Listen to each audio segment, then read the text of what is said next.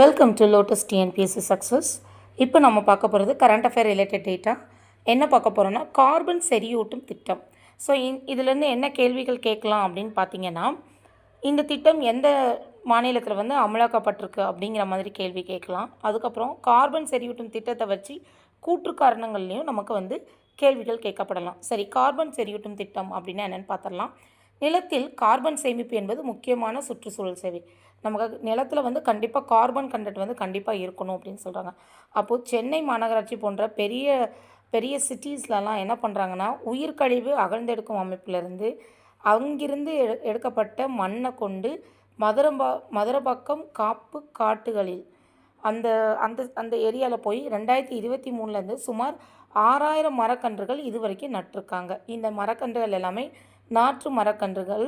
அது மட்டும் இல்லாமல் இது 1:1 அப்படிங்கிற விகிதாச்சார அடிப்படையில் உள்ள உயிர்கழிவு செய்யப்பட்ட மண்ணால் வளர்க்கப்பட்ட மரக்கன்றுகள். அதனால் இது சிறப்பாக வளர்ந்து வருது அப்படின்னு சொல்கிறாங்க. சரி, இது யார் பண்ணியிருக்காங்க அப்படின்னா, சென்னை அண்ணா பல்கலைக்கழகத்தில் உள்ள காலநிலை மற்றும் பேரிடர் மேலாண்மை அமைப்பு சார்பில் கார்பன் செறியூட்டும் திட்டம் அவங்களால இது கண்காணிக்கப்படுது அப்படின்னு சொல்கிறாங்க. ஸோ இது ரொம்ப இம்பார்ட்டண்டான ஸ்கீம். நல்லா பார்த்துக்கோங்க. வீடியோ பிடிச்சிருந்தால் லைக் பண்ணுங்கள், ஷேர் பண்ணுங்கள், சப்ஸ்கிரைப் பண்ணுங்கள். தேங்க்யூ.